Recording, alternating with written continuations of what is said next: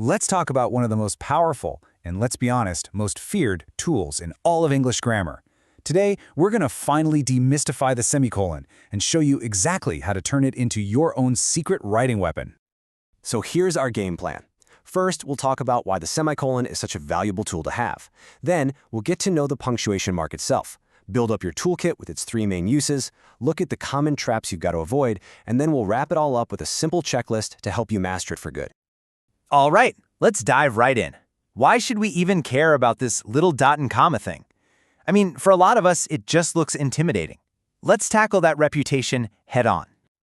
So, is it really the most misunderstood punctuation mark? Well, it definitely has that reputation, right?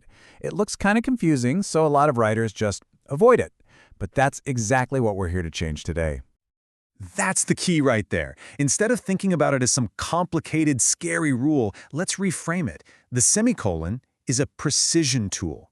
And when you use it correctly, it adds this amazing layer of sophistication and nuance that other punctuation marks just can't deliver. And this is really the why behind it all. Using a semicolon correctly sends a huge signal that you've got advanced control over your writing. It organizes your ideas, it creates a really smooth flow. And hey, for anyone taking exams like the Cambridge checkpoint, it's something that examiners are actively looking for as a sign of really mature, precise writing.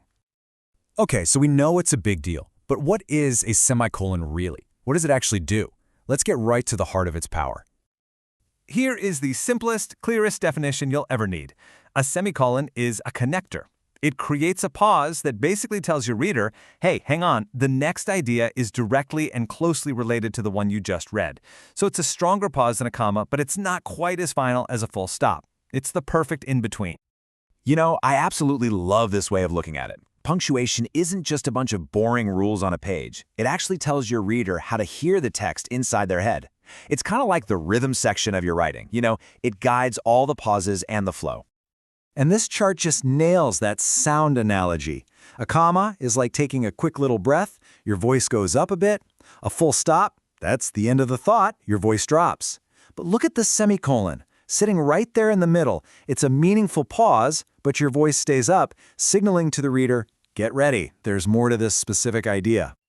All right, let's get practical. Let's build your very own semicolon toolkit.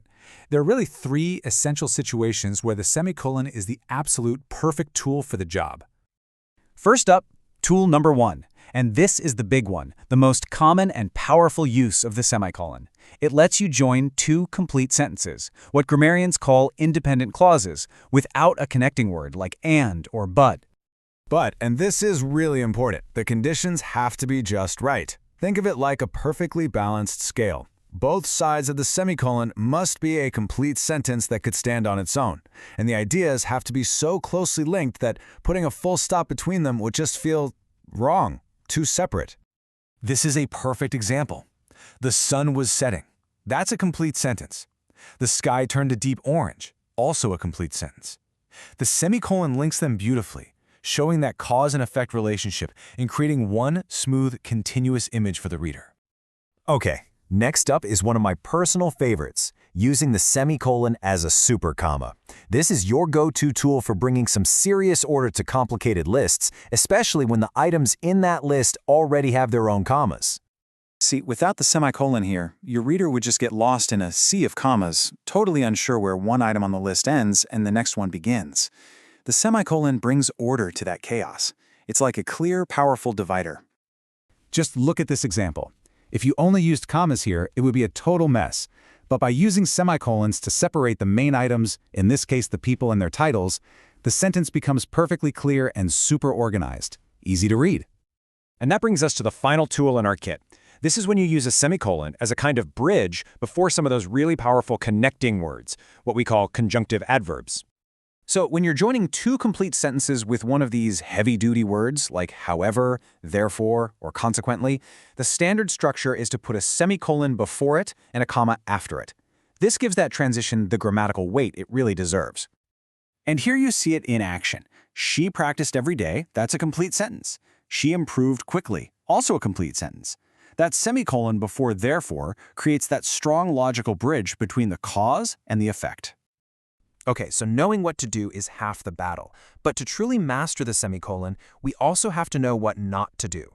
So let's quickly go over the 3 most common traps that people fall into. The first, and honestly the most common error, is the comma splice. You just can't join 2 full sentences with only a comma. That little comma isn't strong enough to hold them together. You need the semicolon to do that heavy lifting. Now, this one is a critical rule. A semicolon has to link 2 equals, 2 complete sentences. In that incorrect example, because it was late isn't a full sentence. It can't stand on its own. So the scale is unbalanced. It just doesn't work. And finally, try to avoid semicolon overkill. If you're using one of the simple coordinating conjunctions and you can remember them with the acronym FANBOYS, for, and, nor, but, or, yet, so, all you need is a simple comma. A semicolon before but or and is just, it's too strong for the job. So, how do you know exactly when to pull out your new secret weapon? Well, we boiled everything down into a super simple 4-question checklist you can use anytime you're writing. Seriously, before you use a semicolon, just run through these 4 questions.